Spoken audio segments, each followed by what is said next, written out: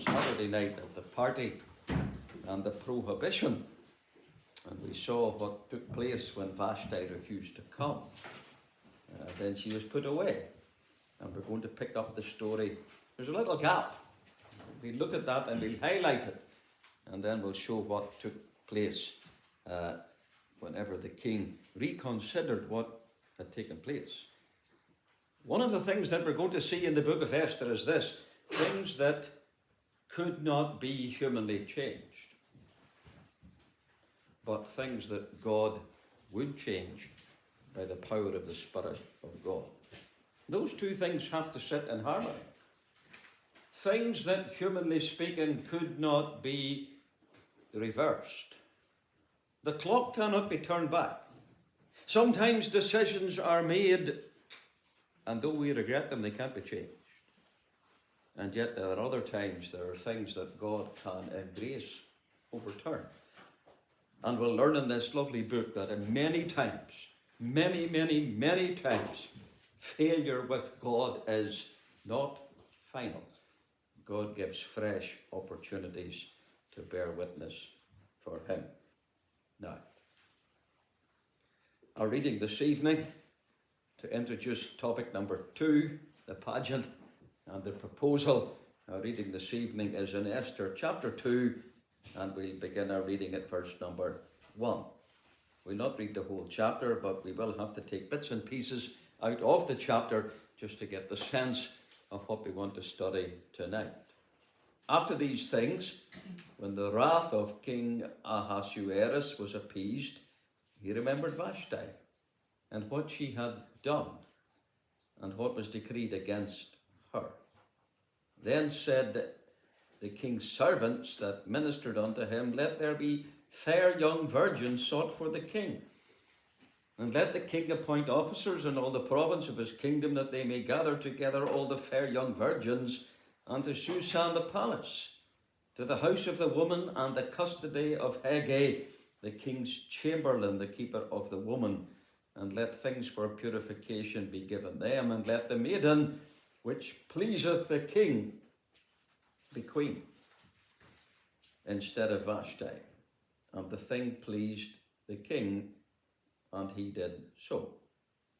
Verse 5. Now in Shushan the palace there was a certain Jew, whose name was Mordecai, the son of Jair, the son of Shimei, the son of Kish, a Benjamite, who had been carried away from Jerusalem with the captivity which had been carried away with Jeconiah, king of Judah, whom Nebuchadnezzar, the king of Babylon, had carried away.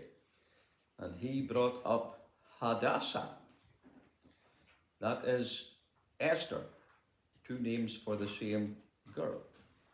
Hadassah is a Hebrew word. It means the myrtle tree. And Esther is more than likely a Chaldee word that will look at it, and it means a star. His uncle's daughter, for she had neither father nor mother, and the maid was fair and beautiful. And Mordecai, when her father and mother were dead, took her for his own daughter.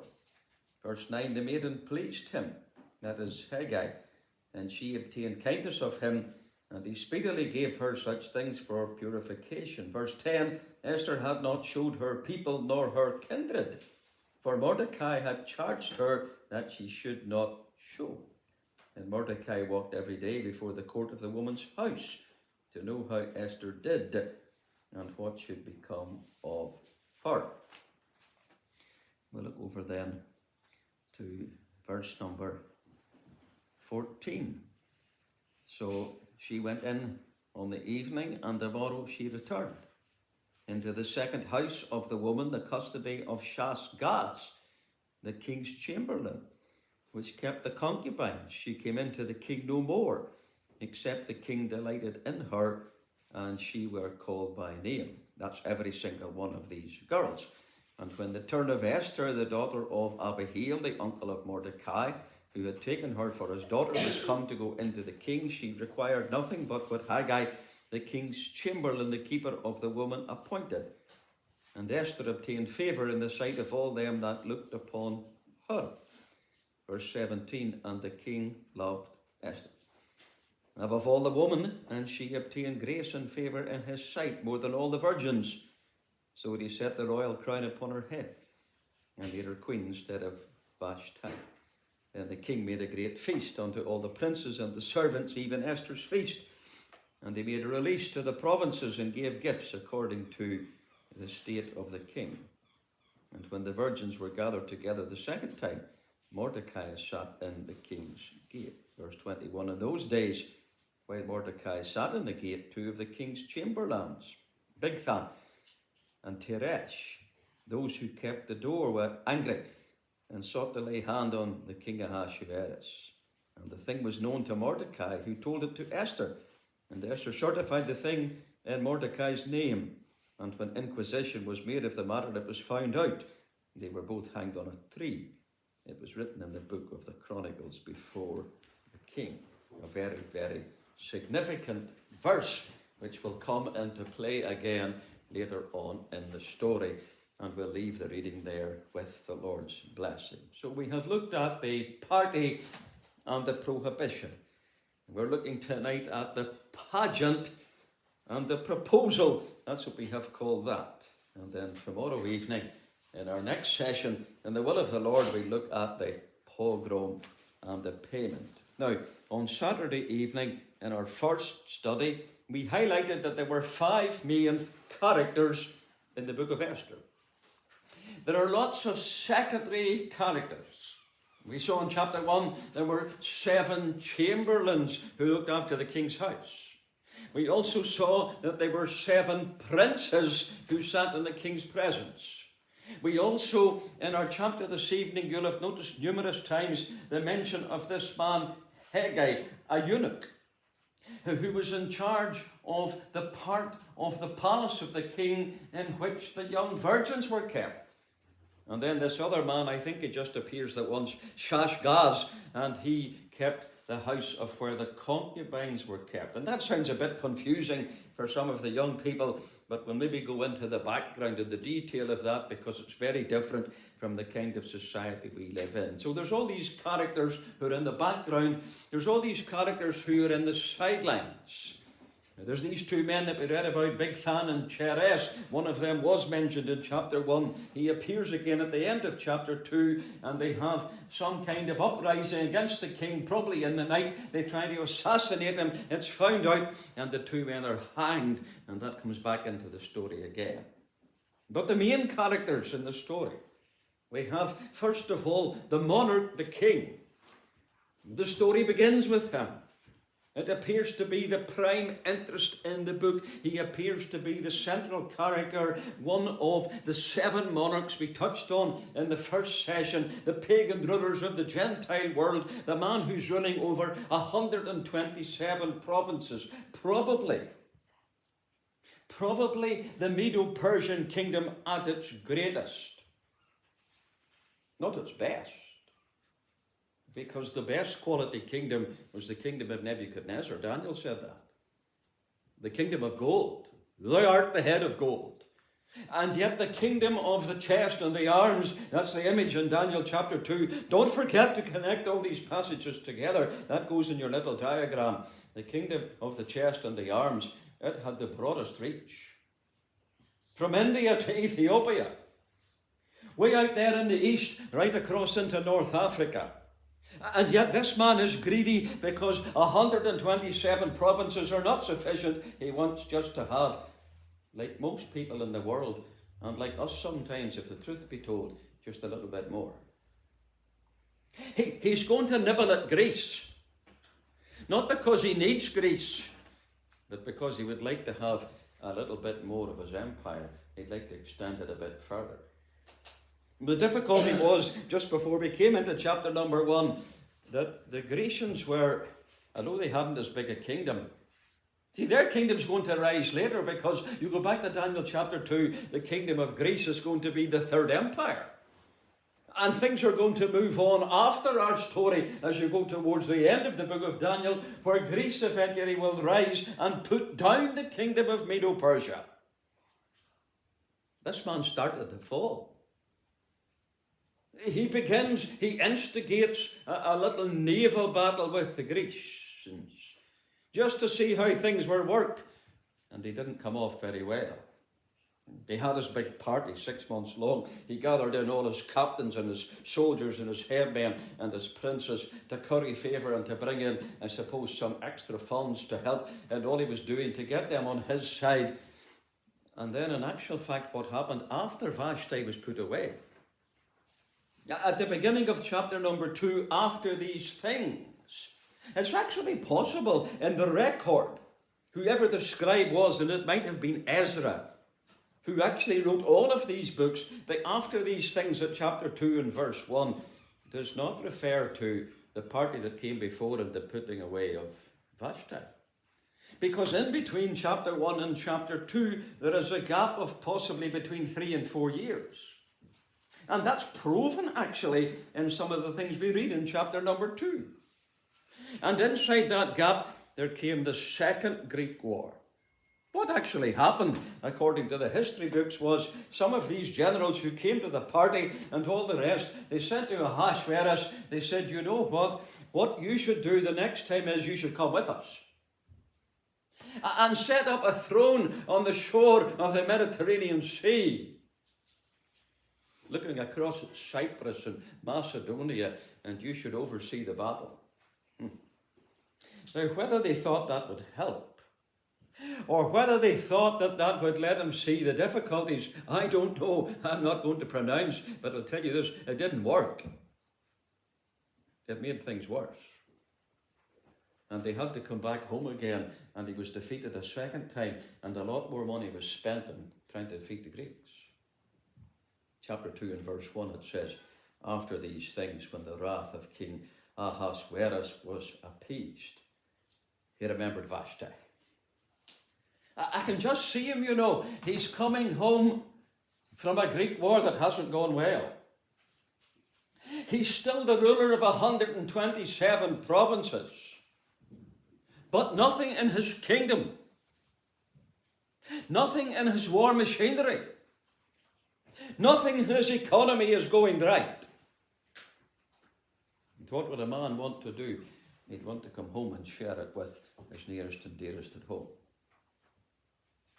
Then after being away for 3 years, he comes home and he opens the front door of his palace. If the palace had a front door, well, of course, somebody else opened it for him. He opens the front door of the palace and he comes inside and goes into his inner chamber, and you know what? There's nobody there. There is no queen. There is no wife. There is no partner that he can share these things with. And the king remembered his anger. And he remembered what he'd done in his anger. And he remembered Vashti that had been put away, that could not be brought back. That's the first two main characters that we have looked at in the story. We're coming now in chapter number 2 to the second two main characters in the story. There are 5. What we're going to come to now is not a king and a queen. What we're going to come now is an uncle and a niece.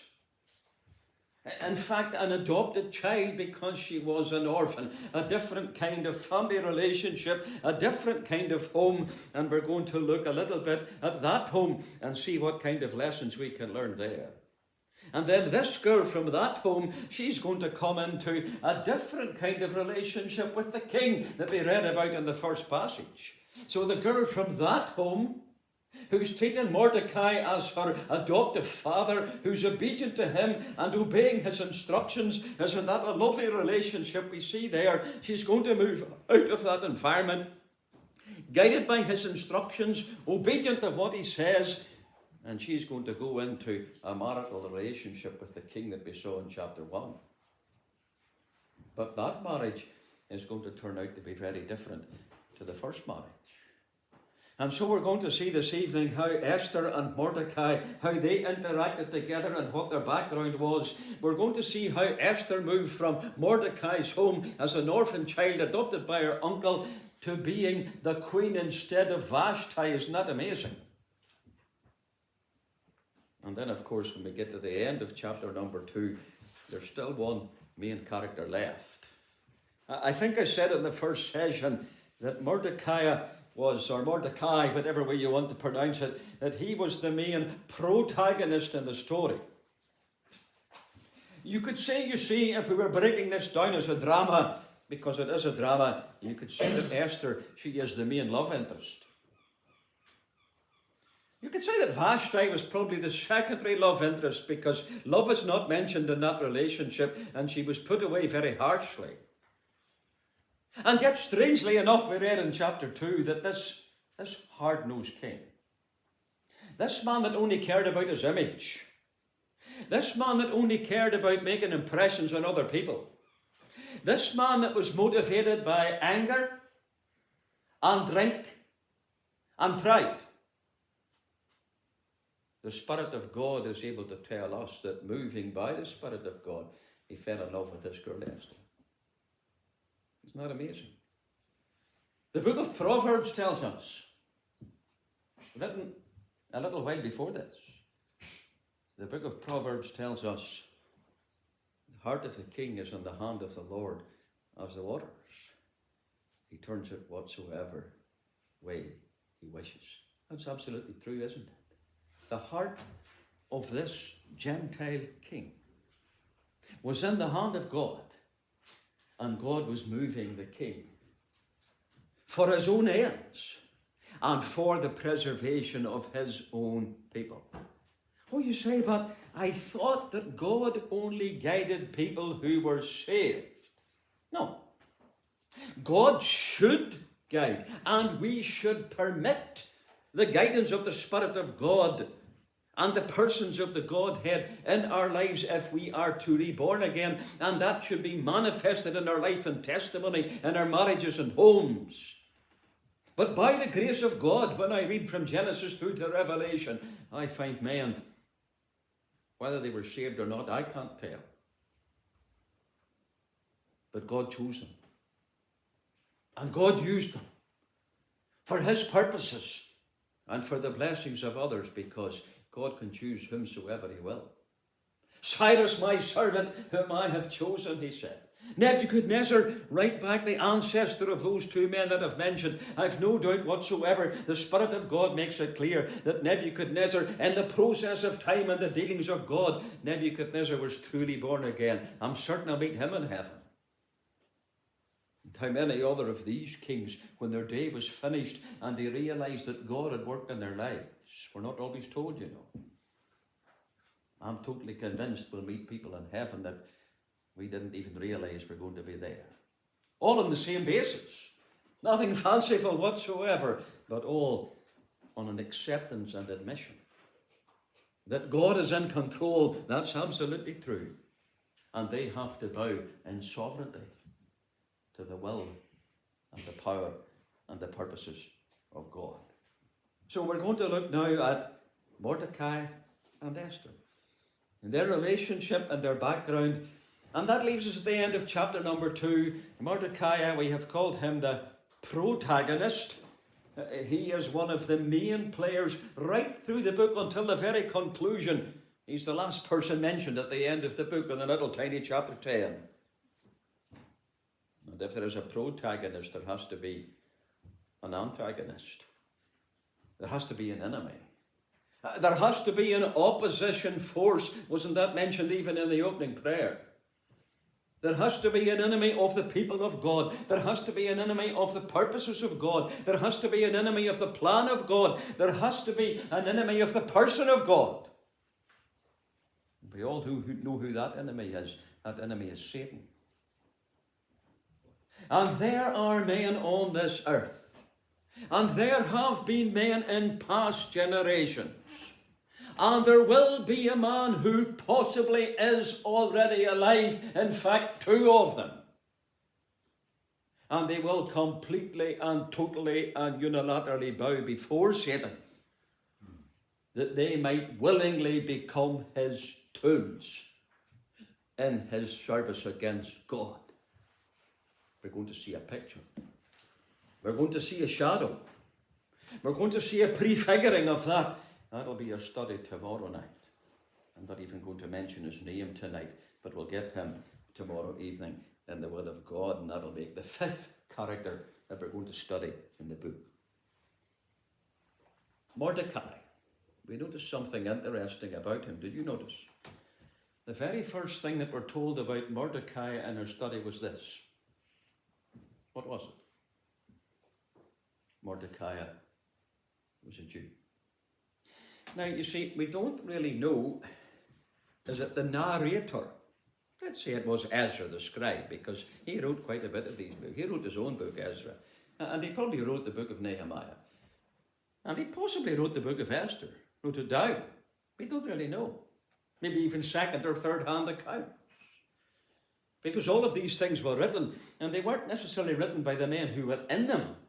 Sometimes they were written by men who told them, maybe from a previous generation. Moses wasn't alive to see anything in the book of Genesis. It was relayed down from person to person and then confirmed by the Spirit of God. But somebody wrote the book of Esther. Now, whether the person who wrote the book of Esther said Mordecai was a Jew, or whether Mordecai had made it clear to every single person living in Susan that he was a Jew, we don't really know. I think that if we read the whole of the book carefully and clearly and slowly, we would come to this conclusion that the latter is correct. That this man had made it clear. We're not being told third party. This man had made it clear, just as we are reading it here, this man had made it clear from the beginning who and what he was. In other words, he'd taken a stand. In a pagan city, in a pagan place, consumed with pagan worship from the king and the idols' temples down, possibly even from a mixed parentage himself. More than likely, Esther, his niece, his adopted daughter, more than likely she was from mixed parentage. Because she was a Jewess does not mean her mother and father were both Jews. I strongly suspect in the story, mind you, that Esther's father was a Jew and possibly even her mother wasn't. That would answer some of the difficulties that I have in the book. I'll come to that in a moment or two. But here's a man, his name is Mordecai, and we're told in chapter number 5, in Susan the palace, there was a certain man called Mordecai. Who was it? No. It says there was a certain Jew whose name was Mordecai. The Spirit of God is in a hurry to put that detail down first. Here's a man. He was a Jew. I want to challenge all of us, but I want to challenge you young believers. The best time to bear testimony for Jesus Christ, when you go into a new or a difficult or a strange situation, be that moving from secondary to tertiary education, be it going to visit with other friends, be it going to a new place of employment, be it in whatever circumstances you might find yourselves in, the easiest time to bear testimony for Jesus Christ is the first time. It's harder the second time. And it's harder the third time. And it's harder the fifth time, because somebody will say, but. Why did you not tell us that the day that you came here first? That's a simple lesson right on the surface, isn't it? Here's a little man, because that's what his name means, you know. It's very difficult to work out the meaning of these names because, you see, you have the Chaldee language. And then you have the Hebrew language. And then these old books, they were translated into the Septuagint, the Greek language, the ancient Greek. And if you take all of these names in those different languages, they all actually translate into something different. Mordecai, in the Chaldee language, it means one who is a worshipper of Merodach. That's one of the gods of the Chaldees and the Medo-Persians. Just as Esther's name in that language is connected with Ishtar, one who was a worshipper of the god who was female. Yet at the same time, Esther in the Hebrew language, her name is connected with a star. And you know, that's interesting because, well, in the book of Numbers, and the way back there at the end of the Bible in the book of Revelation, chapter number 22, the idea of a star is connected with the coming of the person of Jesus Christ. Doesn't necessarily have to be pagan. It could be one or it could be the other. You say Mordecai, Merodach, he's definitely connected with the pagan gods. Well, you see, Mordecai in Hebrew has got a completely different meaning when we change it to another language. It just means a little man. Like Zacchaeus. Maybe like a kind of a nickname. Or maybe that's the name he got from his young days because it turned out he actually never grew very tall. A wee man about, we would say back home in Ireland, we would say about 5 foot nothing. Of no great significance. And yet we're going to see that much of what takes place in this book for God, even though his name is not mentioned, turns on the constancy and character of this little man. Here's another lesson, isn't it? You see, look at these people who are brought together in the same house because of their background. Here's a girl, their mother and father both died. We're not told the full story or the full circumstances. We're not given her mother's name. That might be suggestive. We are given her father's name, but not his family background. We're given Mordecai's name and a whole great big long series of generations of his family background. And I'm going to touch on that in a moment. And yet we bring the two of them together into the one house. Mordecai, who I judge is not married, a single man, and he has adopted his niece, and he's looking after her as if she was his own child, and he's older and she's younger, but he's treating her as his adopted daughter. Is not a lovely relationship, and yet there's tremendous differences between them. You see, if you had taken a look at Esther walking down the street, well, if I was using modern terminology, I would say that she was the kind of girl, as far as her looks were concerned, that would have stopped the traffic. That doesn't say anything about her spirituality. That's just about the exterior. And then here's Mordecai on the other side of the street. Nobody would have given him a second look. He's just a wee man slipping in and out amongst the crowd. So very different. Opposite in external appearance. Yet there were similarities inside, and there were differences inside as well. Here's a little man. I know that God's name is not mentioned in the book. There's reasons for that. I know that prayer is not specifically mentioned in the book, though we'll see in a later chapter, I'm going to suggest to you that prayer is there. Praise is not mentioned specifically in the book. Sacrifice and worship, even though there is connections with the feast, are not mentioned in the book. And yet here's a little man, and I believe with all my heart that something of the character of Daniel, who lived in the same kind of era, is in the heart of this little man. He's true. And he's consistent.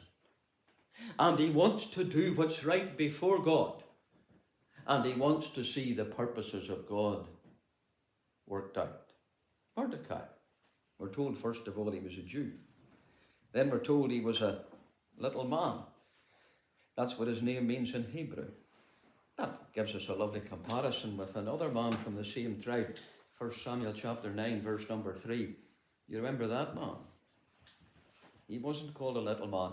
His name was Saul. Why did they pick him to be king? Because he was the tallest man in Israel. Here's probably, for all I know, the shortest Jew in captivity. And here's the tallest man in Israel. Do you know what we'll find out before we get halfway through the book of Esther? That what the big man refused to do for God, the little tiny man with the power of God was able to do. I'm going to say no more than that just now. We'll pick that up in a later study. But I'm going to repeat that so that you remember it. What the big man was not able to do for God because he refused, the little man was able to do for God because he was willing. That's good, isn't it? That encourages me, you see. That encourages you. Not all of us are given, not all of us are given the physical characteristics to make us noticeable. Let's just put it that way. I mean, when I went to school, I never stood out. At least not for the right reasons. You know, when they picked 22 boys to play football, I was always the 23rd. And I brought out my asthma inhaler, you know, and sometimes the teacher took pity on me and she said, "McKillen, go to the library." That's what I wanted. I went to the library I got and I just read another book. You see, some people, their physical characteristics do nothing for them. Some people, listen now, here's Esther, her physical characteristics could have been a hindrance. Everything she had outwardly, for mind you, as far as physical characteristics was concerned, she had it all. There's no doubt. Josephus the historian says there was at least 400 of these girls chosen.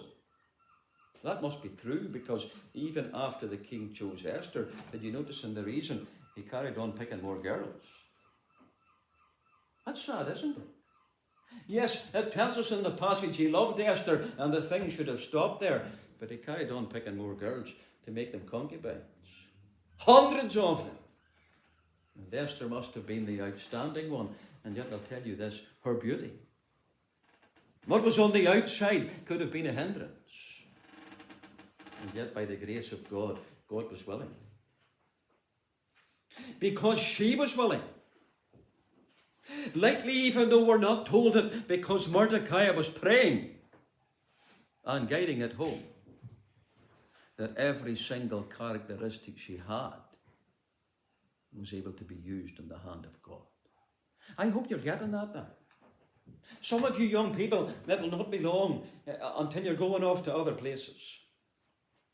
And different people have different characteristics, and different people have different attributes, and different people have different personalities, and some people think they have more going for them than others, and some people look at other people and they say, "I wish I was like him," or "I wish I was like her." I want to tell you this evening, in the truth of Esther chapter 2 and 3 and 4 and 5 and 6, you are what you are. You are genetically what God has allowed you to be. You are spiritually, if you're born again, what God wants you to be. And potentially none of us have achieved, when all of those things are brought together, what God could have us to be in his hand in a day to come. I hope we get that. It's not about the outside. It's not about looks. It's not about the external. It's not about being short. It's not about being tall. It's not about being good looking, or it's not about being not good looking. Because we have the whole variation here between Esther and her uncle. It's about putting who we are and what we are in God's hands and saying, "Use me according to your will and purpose." Mordecai, little man. Esther, she's connected with a myrtle tree. That's a lovely thought as well, because that's her Hebrew name. That actually links with the Feast of Tabernacles. Way back in Nehemiah chapter 8, you know, one of the three branches that they were to use in the Feast of Tabernacles was the myrtle. And one of the reasons they were to use the myrtle, like the other trees that are mentioned in relation to the Feast of Tabernacles, was because the branches were supple and soft and easy to bend. That's lovely, isn't it? That's another characteristic we're looking for in the book of Esther. And you know, there are foreshadowings before we get to the end of the book of Esther. There are foreshadowings of the Feast of Tabernacles, which in itself are foreshadowings of the kingdom. And there's going to come a wonderful day when we are all going to be in fellowship with our Saviour. We are going to be bride of the Lamb. I'll tell you, that's greater even than Esther, isn't it? She's a picture, I would judge, of redeemed Israel. We are manifesting to others, I hope we understand it, we are manifesting to others that there is coming a day very soon when we're going to be bride of the Lamb. That's an amazing thought, isn't it? We can hardly get our head around it. That when Christ reigns as King, not Ahasuerus, when Christ reigns as King in his kingdom glory, we're going to sit with him in his kingdom. That elevates us way above everything that we have in the book of Esther. Mordecai, a Benjamite. That's significant, isn't it? We're told his tribal background. And then, this was not easy to work out. In the King James, in the order of what's there, it says the son of Jair, the son of Shimei, the son of Kish, a Benjamite. I strongly suspect, as the princes in chapter number 1 were given in reverse order, I suspect that these are also in reverse order. It doesn't actually mean that he was the son of Jair, the son of Shimei, the son of Kish. And if you connect back to men in a previous day in the Old Testament that bore these names and try and join them up, it doesn't work. There clearly was a carrying away under Jeconiah from Jerusalem in the days of Nebuchadnezzar. And then there was a Shimei. You remember him? He wasn't a good man either. There was a Shimei, and he was an enemy of David way back in the days of David's kingdom. And then when you go back a generation before that, there was Saul, the big tall man who became the first king of Israel. And of course, his father, the one who went out looking for the donkeys, his name was Kish. So what really we have here is we have very prominent family names coming down through the tribe of Benjamin. Strong genealogies. That's quite common, isn't it? David's very common in my family, of course it is. It runs away back 5 and 6 generations and goes forward into the next generation as well. And so here we have men in his family and men in his background, and we're told Kish and Shimei, Jair, Abihail, he was his uncle. Here's an interesting thing. If you look these men up in the Old Testament, Abihail came from the tribe of Levi. And Jair, the only other place where we get his name mentioned is in relation to the tribe of Manasseh. So there are 3 different Jewish tribes mixed in together, especially with a very, very strong Benjamite line. This man has got a very, very, very strong Jewish ancestry. I'm emphasizing this because we're going to see when we get into the conflict, the protagonist and the antagonist, as we move together into chapters 4 and 5, we're going to see the importance of the family background of this man and where he came from. The Spirit of God gives it to us for a reason. You see, very little is said about Esther's background. It tells us who her father was, and he is dead. Doesn't say anything about who her father's father was, and it doesn't even give us her mother's name. Told us nothing whatsoever about Vashti's background. I told you that we understand that Vashti was the daughter of Belshazzar. Tells us nothing inside the context of the book about the background of Ahasuerus. And then we come to the 5th character. We'll get there tomorrow night, and you know what? We're going to get a whole lot about his family background as well. That's very interesting, isn't it? Because we're going to see that Mordecai and Mordecai's family background. And this other man, I haven't even mentioned him yet, Haman. You can read ahead if you want. We're going to see that him and his family background. There's a whole spiritual thing there, so there is. There's something spiritual, satanic and demonic working in the background. And God's going to bring it to a great conclusion right here in the middle of these little chapters in Esther. And God is painting pictures of things that are still waiting to be concluded in the future. Esther, Hadassah, a myrtle linked with the Feast of Tabernacles. An orphan. Her father was Abihail, the uncle of Mordecai. star, possibly linked to Esther, but not necessarily. Her name actually can also be translated as she was fair and beautiful. Of that there is no doubt. Mind you, there is something in Scripture that would tell me this, that external beauty carries massive responsibility.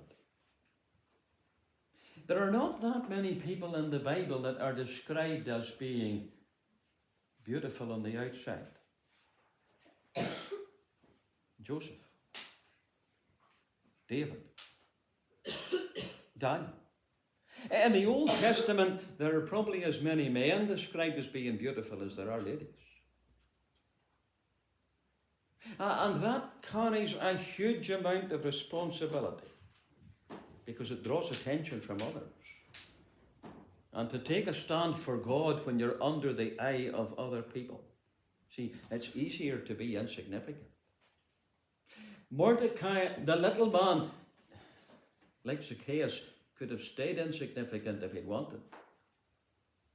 Mordecai emphasized who he was, not because of his stature, but because of his Jewishness. He identified his spiritual character.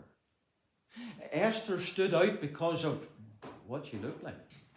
And that's going to be a massive test for her in days that we are looking at in the story that we have in front of us. What happened? They were looking, of course, at the pageant. I called it that for a P. The pageant and the proposal. Here's an interesting thing. I wonder, did you notice this? This king, you know. I said he always made decisions, or usually made decisions when he was angry. He quite often also made decisions associated with drinking wine. And he also made decisions on the back of a majority opinion. He didn't make up his own mind. He consulted other people and took the opinion of the majority. Seldom wise. We've seen that 2 or 3 times in chapter number 1 already. We came to chapter number 2. Then said the king's, well, the King James says chapter 2 and verse 2, then said the king's servants. But the word actually is then, it's a new grip here. Then said the king's young men. Maybe you see some of the old counselors, he's turning from them, not because their counsel was bad, but because of what happened. It didn't work out good. He's casting about to get fresh advice, and he's turning to young men. My mind went away back to 1 Kings chapter number 12 to Rehoboam.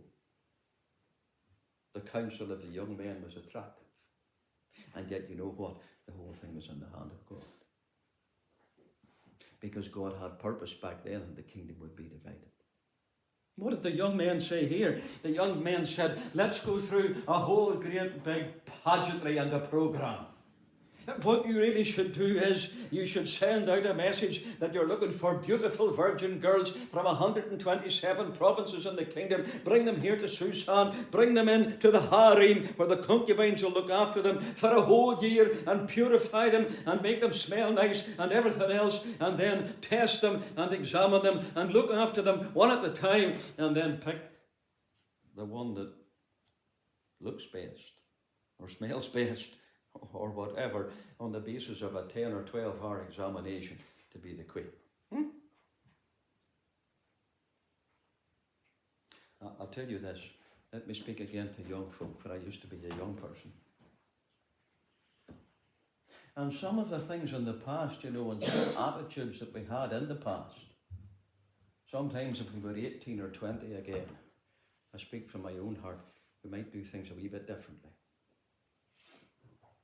Because when I look at my life now, back over the last 35 or 40 years, I have no doubt of this whatsoever, that God had but one person for me. And on the other side of the equation, there was another person, and God had me for her. And if young people took that attitude with them to college, and if young people took that attitude with them, even when they go to a weekend conference, it would sometimes make a difference. It would sometimes help in circumstances. It would sometimes avoid pain and embarrassment. This was no way to pick a wife. And yet in the hand of God, God used it. That's amazing, isn't it? Another difficulty in the passage is, if we were looking at the crisis in the passage, Mordecai, who I would judge to be a praying spiritual man in private, Mordecai told Esther, at no point tell anybody that you're a Jewess. Now, that puts a difficulty in my head, because Mordecai had told everybody he was a Jew. Mordecai possibly looked like a Jew. And everybody knew that Mordecai was Esther's guardian uncle. So that creates a difficulty in my head. Maybe the answer is, you see, as I said earlier, maybe the answer is she was of mixed parentage. Maybe her mother wasn't a Jewess. Her father was. And maybe the truth to tell was, when you looked at her, as well as being beautiful, she didn't actually look particularly Jewish. They would all have been the same colour in this part of the world. But Mordecai, whatever his reasons were, Mordecai told her, whatever happens, don't say and don't tell. And God was in that as well. Because I suspect that if Ahasuerus had known from the stories that Haggai was reporting back about all these virgins that were in there in all the palace rooms, that this particular one here is from a Jewess, I think he'd have passed it over. You see, what this man was doing was, he was looking for a wife out of someone. It was 127 provinces. That's the way they operated. He was looking to stabilise and strengthen his kingdom. He was looking to get a girl and marry a girl. Yes, she would satisfy his earthly and worldly taste, but she would also be from a background, and maybe even from a family, and maybe even a royal princess that would strengthen his throne and stabilise his community.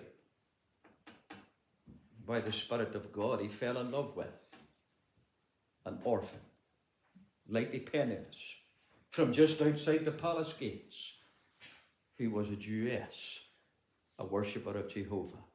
The very last thing that he would have wanted. Oh, you say it would give him leverage with nothing. Oh, I'll tell you this. In the hand of God, it gave him to be, I'm speaking carefully, it gave him to be the king, a lever in the hand of God. That's amazing, isn't it? That God is not only controlling the levers of power, God is turning the king's heart. And God is moving Esther's heart. And God is moving Mordecai's heart. And God is even controlling the hands of the chroniclers, because we read at the end of chapter number 2 that Mordecai did a good thing and they forgot to. They wrote it down in the book, but they forgot to do anything for him. And none of those things are an accident. All of those things are in the hand of God. Was Esther right to conceal her identity? Was Esther right to participate in the pageantry? Mind you, I can't answer that, you see. I think the way the thing worked back then, let's get this clear in your mind, you see. If the king's eunuchs, if the chamberlains, if they turned up and knocked on the door and said, we've been given information that you've got a very nice looking daughter that might be suitable for the king to pick, can we take her? In many a case, if a man had got notice of that, he'd have sent the girl to stay with his most remote third cousin at the furthest away province that he could get. Because if that girl was taken in there and wasn't chosen, she went to a different part of the king's palace. They were given 2 different names in the passage. I didn't emphasize them. The house of the concubines. And you know what? Whether the king ever saw her again, I'll tell you this, the people outside never saw her again. She was in there for good and forever for the rest of her life. She was a prisoner in a gilded cage. And that's what Esther agreed to do. And I know, even though that God's name is not mentioned in this book, and that's often emphasized, I think there must have been some degree of spiritual consideration between Esther and Mordecai that she agreed to do. 2 things. That she agreed to go into the picking line.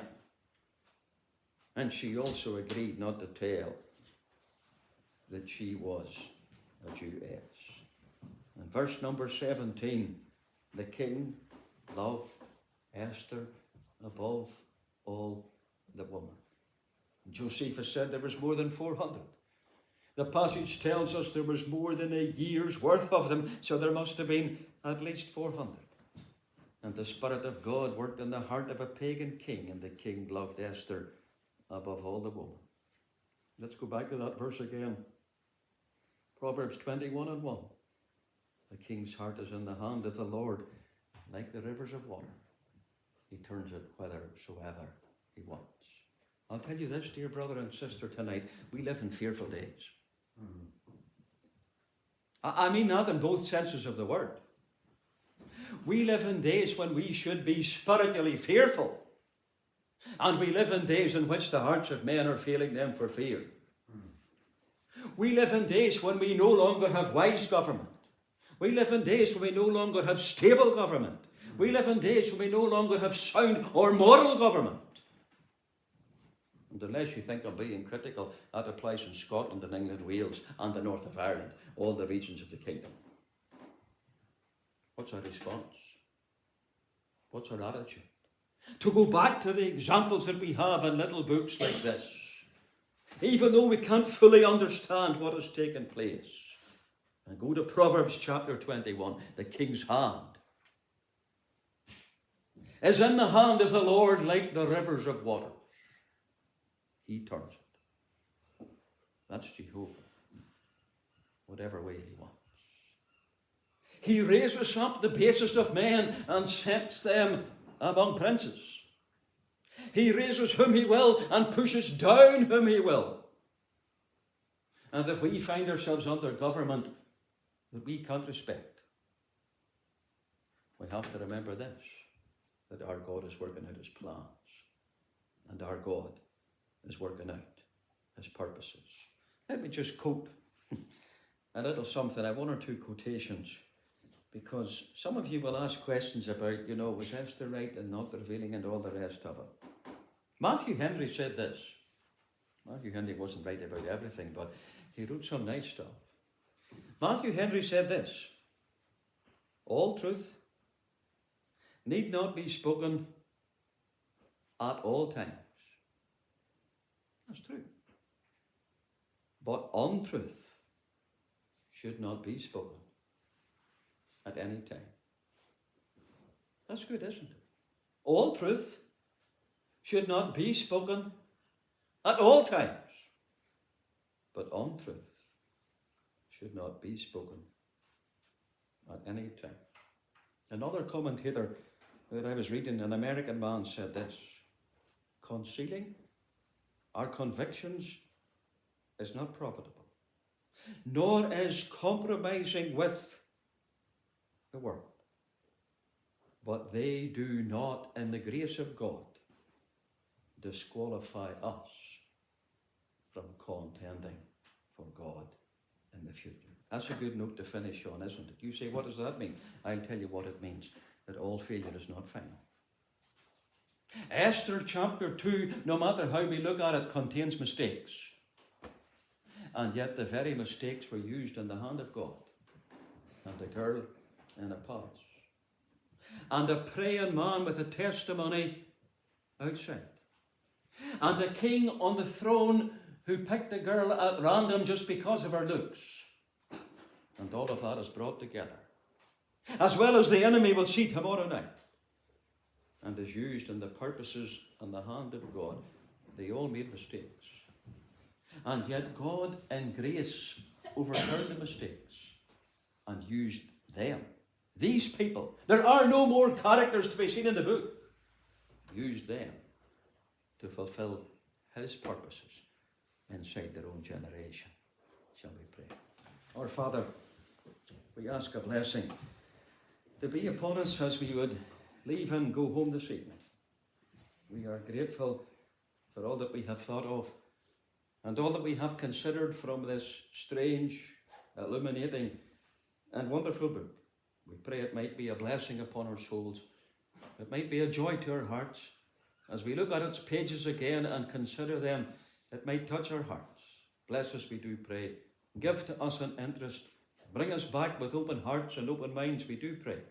And bless us in relation to what we read from thy word and listen to and meditate. For we ask it in Jesus' worthy and precious name.